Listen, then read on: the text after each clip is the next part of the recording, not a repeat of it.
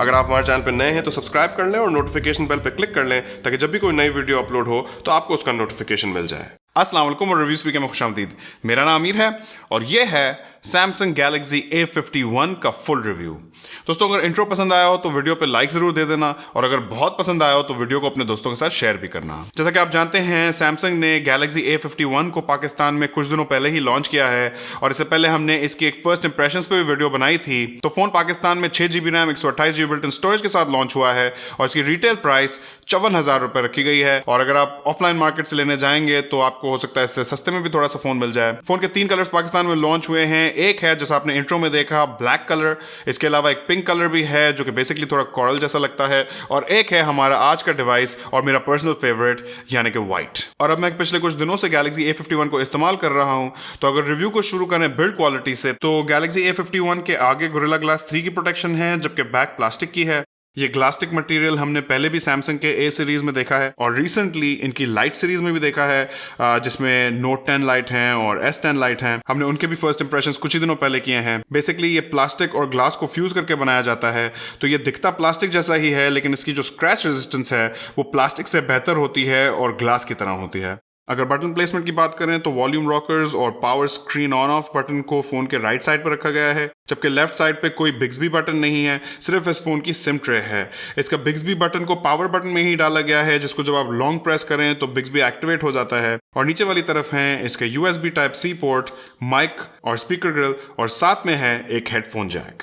अगर लुक्स की बात करें तो मैं काफी अरसे से इस वाइट पर्ल और रंग बिरंगी पैटर्न्स का फैन हूं और मैंने इंट्रो के मोन्टाज में भी इस वाइट कलर की खूबसूरती को कैप्चर करने में बहुत ज्यादा ख्वारी की ताकि आपको ये लुक दिखा सकूं। बहुत लोग कहते हैं कि इस प्राइस रेंज में गोरिल्ला ग्लास की बैक होनी चाहिए थी और इस बात से मैं कुछ हद तक इत्तेफाक भी करता हूं क्योंकि इस प्राइस रेंज में दूसरे ऐसे फोन यकीनन हैं जिनके अंदर गोरिल्ला ग्लास की बैक डाली गई है, जैसे कि Redmi Note 8 Pro और इवन Realme XT। लेकिन प्लास्टिक बैक होने की वजह से फोन की ड्यूरेबिलिटी खासी बढ़ जाती है। ड्रॉप प्रोटेक्शन के लिए प्लास्टिक गोरिल्ला ग्लास की बनिस्बत ज्यादा अच्छा होता है और आपके फोन को ज्यादा ड्यूरेबल रखता है। हाँ, उसके अंदर वो प्रीमियम लुक नहीं आता, लेकिन क्योंकि ये ग्लास्टिक मटेरियल है इसका लुक काफी हद तक प्रीमियम ही लगता है, लेकिन इसके अंदर ड्यूरेबिलिटी जो है वो प्लास्टिक की है और स्क्रैच रेजिस्टेंस ग्लास की है। तो मेरे हिसाब से ये काफी अच्छा ट्रेड ऑफ है और आपको बेस्ट ऑफ बोथ वर्ल्ड्स मिलते हैं। फोन का प्रोफाइल बहुत ही पतला है और ये चीज जब आप फोन को हाथों में उठाते हैं तो आपको फील होती है और मुझे पर्सनली बहुत पसंद भी है।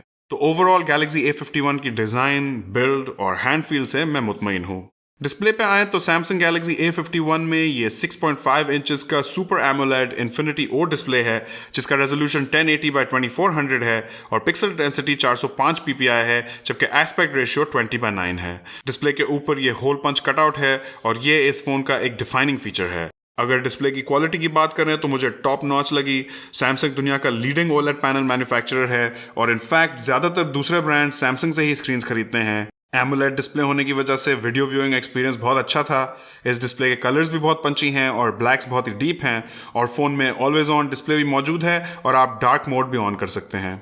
सैमसंग के पूरे लाइनअप में अब हम होल पंच कटआउट्स देख रहे हैं। हमने पहले ये S10, S10 Plus में देखा, फिर Note 10 Plus में देखा, अब A सीरीज में भी आ गया है और लाइट सीरीज में भी आ गया है। तो सारे फोन्स में अब होल पंच कटआउट्स दिए गए हैं। इस डिस्प्ले के ऊपर गोरिल्ला ग्लास 3 की प्रोटेक्शन दी गई है और डिस्प्ले के अंदर एक in display optical fingerprint sensor भी दिया गया है। गैलेक्सी A51 में बैक पे एक क्वाड कैमरा सेटअप है जिसमें एक 48 मेगापिक्सल का f2.0 एपर्चर वाला वाइड एंगल कैमरा है, 12 मेगापिक्सल का f2.2 एपर्चर वाला अल्ट्रा वाइड कैमरा है, 5 मेगापिक्सल का f2.4 एपर्चर वाला डेडिकेटेड मैक्रो कैमरा है जिससे आप बहुत ही छोटी चीज़ों की बहुत क्लोजअप शॉट्स ले सकते हैं और एक 5 मेगापिक्सल का डेप्थ सेंसर है। इसके साथ साथ आगे वाली तरफ इस होल पंच कटआउट के अंदर एक 32 मेगापिक्सल का f2.2 एपर्चर वाला सेल्फी शूटर है। अगर ओवरऑल इमेज क्वालिटी की बात करें तो मुझे बहुत ही पसंद आई। इस कैमरा की कलर रिप्रोडक्शन बहुत एक्यूरेट है और इमेजेस के कलर्स भी सैचुरेटेड होते हैं। मुझे इन इमेजेस का कलर प्रोफाइल बहुत ही नेचुरल लगा। अगर डायनामिक रेंज की बात करें तो यहाँ भी इस कैमरे ने अच्छा परफॉर्म किया, खासकर इस फोन के HDR की वजह से। मुझे इस कैमरा से ली गई इमेजेस की ओवरऑल फील कुछ हद तक अपने Note 9 की इमेजेस जैसी लगी। शायद इसकी एक वजह सैमसंग की सॉफ्टवेयर प्रोसेसिंग और कंप्यूटेशनल फोटोग्राफी है, जहां गैलेक्सी A51 जैसा मिड रेंज फोन भी अपने फ्लैगशिप लेवल के बड़े भाइयों की R&D से मुस्तफीद होता है। अगर शार्पनेस और क्लैरिटी की बात करें तो इमेजेस शार्प थी, लेकिन कहीं कहीं मुझे थोड़ी सी ओवर शार्पनिंग महसूस हुई। लेकिन ये बहुत ही माइनर चीज है और मेन लेंस की ओवरऑल इमेज क्वालिटी मुझे अच्छी लगी। और अगर आप इन इमेजेस को करीब से देखना चाहते हैं तो मैं इनमें से कुछ अपने इंस्टाग्राम पे भी शेयर करूंगा, तो आप हमें वहां फॉलो कर सकते हैं @reviews_pk। अल्ट्रा वाइड सेंसर की इमेजेस 12 मेगापिक्सल के सेंसर की वजह से काफी डिसेंट लगती हैं और मेन कैमरा से स्विच करते हुए आपको क्वालिटी ड्रॉप बहुत ज्यादा महसूस नहीं होता। अगर मैक्रो कैमरा की बात करें तो मोबाइल फोन्स के मैक्रो कैमरा एक इंटरेस्टिंग पर्सपेक्टिव जरूर ऑफर करते हैं, क्योंकि आप किसी भी छोटी चीज को बहुत करीब से, यानी कि गैलेक्सी A51 में 3 से 5 सेंटीमीटर दूर भी रख के फोकस कर सकते हैं। और यहाँ कलर्स एक्यूरेट थे, लेकिन लो मेगापिक्सल काउंट की वजह से इमेजेस थोड़ी सी सॉफ्ट होती हैं। अगर लो लाइट परफॉर्मेंस की बात कर रहे हैं तो यहाँ ये कैमरा आपको बताता है कि बचत किधर हुई है। f2.0 एपर्चर की वजह से सेंसर पे थोड़ी कम लाइट पड़ती है, जिसकी वजह से इमेजेस नॉइजी होती हैं और इस नॉइज से लड़ते हुए फोन इमेजेस को काफी सॉफ्ट कर देता है। अगर सेल्फीज की बात करें तो यहाँ भी मुझे परफॉर्मेंस अच्छी लगी, कलर्स नेचुरल थे और वाइट बैलेंस भी ठीक था। मेरा ख्याल है जब आप मिड रेंज प्राइस सेगमेंट में आते हैं तो कैमरास की लो लाइट परफॉर्मेंस अक्सर एक बड़ा हिट लेती है। और हमने देखा है कि इसके जो बड़े भाई हैं, यानी कि Note 9 और Note 10 वगैरह, उनके अंदर अक्सर एपर्चर भी ज्यादा वाइड होता है, 1.8 1.5 तक भी जाता है, ताकि वो सेंसर्स थोड़ी ज्यादा लाइट लें और उसकी वजह से उनकी इमेजेस की क्वालिटी बेहतर होती है। अब चल के गैलेक्सी A51 के कुछ वीडियो सैंपल्स भी देख लेते हैं। तो दोस्तों ये है सैमसंग गैलेक्सी A51 से ली हुई 1080p वीडियो। ये है 4K वीडियो, लेकिन इसमें कोई इलेक्ट्रॉनिक इमेज स्टेबलाइजेशन भी मौजूद नहीं है। लेकिन वीडियो के मुझे कलर्स और डायनामिक रेंज काफी पसंद आई। और अगर आप इस फोन को किसी तरह स्टेबलाइज कर लें, यानी कि किसी गिम्बल पे लगा लें या फिर किसी ट्राइपॉड पे लगा लें, तो इसकी वीडियो क्वालिटी काफी डिसेंट है। दोस्तों अगर ओवरऑल बात करें तो मुझे गैलेक्सी A51 के कैमरा का एक्सपीरियंस बहुत ही पसंद आया है। इसकी इमेजेस की क्वालिटी भी मुझे अच्छी लगी, इसका कलर साइंस भी काफी जबरदस्त है और मिड रेंज प्राइस सेगमेंट में गैलेक्सी A51 इस वक्त one of the best camera experiences offer कर रहा है। दोस्तों आप बात कर लेते हैं परफॉर्मेंस और इंटरनल्स की। तो सैमसंग गैलेक्सी A51 के अंदर Exynos 9611 चिपसेट दिया गया है, जो कि 10 नैनोमीटर के आर्किटेक्चर पर बेस्ड है। साथ में माली का G72 GPU है। फोन के अंदर 6 GB रैम है और 128 GB बिल्ट इन स्टोरेज है। और इस फोन के अंदर फुल ड्यूल सिम सपोर्ट है, यानी कि आप इस फोन में 2 सिम्स और एक 1 टेराबाइट तक का माइक्रो SD कार्ड सब एक साथ लगा सकते हैं। और अगर इंटरफेस की बात करें तो Galaxy A51 out of the box Android 10.0 के साथ आता है और इसके ऊपर सैमसंग की अपनी One UI 2.0 लगी हुई है। परफॉर्मेंस को जज करने के लिए पहले हम देखेंगे कि गैलेक्सी A51 के बेंचमार्क रिजल्ट्स कैसे हैं। तो Geekbench 4 में फोन का सिंगल कोर स्कोर 1648 आया, जबकि मल्टी कोर स्कोर 5439 आया और AnTuTu स्कोर 1,89,113 आया। ऐसे सिंथेटिक बेंचमार्क्स आपको कभी भी पूरी पिक्चर नहीं देते, लेकिन आपको एक पहलू जरूर दिखा देते हैं।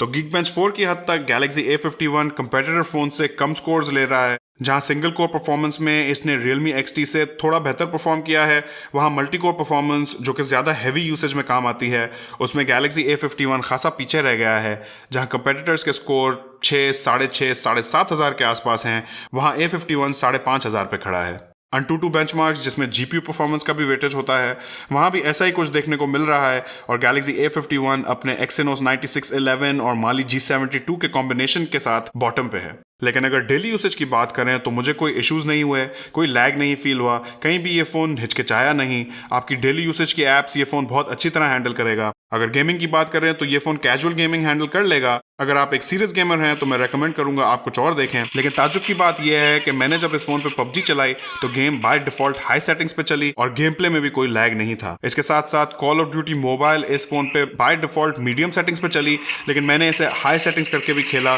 और गेम बिल्कुल प्लेएबल थी। अगर साउंड और ऑडियो की बात करें तो इस फोन में एक बॉटम फायरिंग स्पीकर है। स्पीकर का मैक्सिमम वॉल्यूम काफी लाउड हो जाता है और इसकी आवाज बहुत ज्यादा फ्लैट भी नहीं लगती, तो ओवरऑल क्वालिटी मुझे ठीक लगी। परफॉर्मेंस के लिहाज से मुझे सिर्फ एक चीज ने लेट डाउन किया और वो था गैलेक्सी A51 का फिंगरप्रिंट सेंसर। ये A70 और A50 जितना स्लगिश नहीं है, लेकिन अक्सर औकात ये मेरे फिंगरप्रिंट मैच नहीं कर पाता था। मैंने एक से ज्यादा मरतबा नया फिंगरप्रिंट भी रजिस्टर किया, लेकिन सेम इशू। मेरे ख्याल में 25 से 30% टाइम ऐसा हुआ कि मेरा फिंगरप्रिंट नहीं रिकॉग्नाइज कर पा रहा था फोन और फिर मुझे कोड इस्तेमाल करके फोन को एक्सेस करना पड़ा, जो कि यकीनन एक इनकन्वीनियंट चीज है और कभी आपको जल्दी में फोन इस्तेमाल करना हो तो आपको फील भी होती है, लेकिन अल्टीमेटली मेरे हिसाब से ये एक माइनर इशू है। दोस्तों आप बात कर लेते हैं गैलेक्सी A51 की बैटरी और चार्जिंग स्पीड की, तो फ़ोन के अंदर 4000 मिलियन पावर की बैटरी है और साथ में 15 वॉट की अडेप्टिव फास्ट चार्ज दी गई है, जो कि मेरे हिसाब से थोड़ी सी कम है।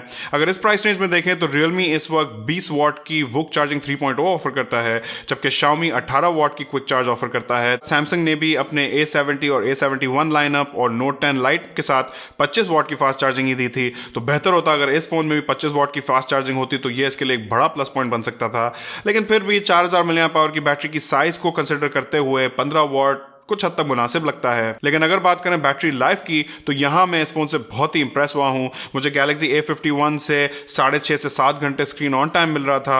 अगर डेली यूसेज की बात करें तो ये फोन आपके लिए 1 से 1.5 दिन आराम से निकाल लेगा, और अगर आपका यूसेज लाइट हो तो 2 दिन भी निकल सकते हैं। और इतनी अच्छी बैटरी लाइफ की एक वजह है इस फोन का पावर एफिशिएंट Exynos 9611 प्रोसेसर। तो ओवरऑल मुझे Galaxy A51 की बैटरी लाइफ ने इंप्रेस किया है। तो दोस्तों अगर एक बार रिकैप कर लें तो बिल्ड क्वालिटी मुझे इस फोन की डिसेंट लगी, मुझे इसका लेकिन लुक बहुत ही पसंद आया। डिस्प्ले की बात करें तो मेरे हिसाब से एक्सीलेंट था। परफॉर्मेंस की बात करें तो वहां बेंचमार्क्स की हद तक ये फोन थोड़ा पीछे था, लेकिन जब हमने इस पे गेमिंग की तो गेम्स इसने आराम से उठा ली और डेली यूसेज में भी ये ठीक चला। और अगर बैटरी लाइफ की बात करें तो वहां इसकी बैटरी लाइफ एक्सीलेंट थी। अगर कैमरा की बात करें तो मुझे बहुत ही पसंद आया। तो अगर ओवरऑल बात की जाए तो मैंने Galaxy A51 का एक्सपीरियंस काफी एंजॉय किया है। ये फ़ोन उन लोगों के लिए बिल्कुल भी नहीं है जो हार्डकोर गेमर्स हैं या फिर बेंचमार्क या परफॉर्मेंस जंकीज़ हैं जिनको बेस्ट बेंचमार्क्स और हाई स्कोर्स चाहिए।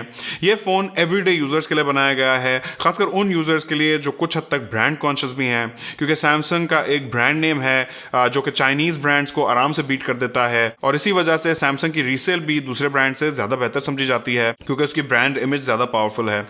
और यही वजह है कि मैं इस फ़ोन को खुल के लोगों को रेकमेंड कर सकता हूँ, खासकर उन लोगों को जो एवरीडे यूजर्स हैं, जिनको बहुत ज़्यादा चस्के नहीं चाहिए, बस ओवरऑल एक गुड लुकिंग फ़ोन चाहिए जिसका प्रोफाइल अच्छा हो, जो परफॉर्मेंस में ठीक हो, एवरीडे यूसेज के लिए बिल्कुल सही हो। मेरे हिसाब से Galaxy A51 ओवरऑल एक काफ़ी डिसेंट एक्सपीरियंस प्रोवाइड करता है। और इस वक्त अगर आप मार्केट में 50,000 रुपए की प्राइस रेंज में कोई फ़ोन ढूंढ रहे हैं तो मैं आपको रेकमेंड करूंगा Galaxy A51 को ज़रूर कंसिडर करें। आपके Galaxy A51 के बारे में क्या ख्यालात हैं मुझे कमेंट सेक्शन में ज़रूर बताइएगा। इस वीडियो में इतना ही, इंशाल्लाह आपसे मुलाकात होगी अगली वीडियो में। अल्लाह हाफिज़।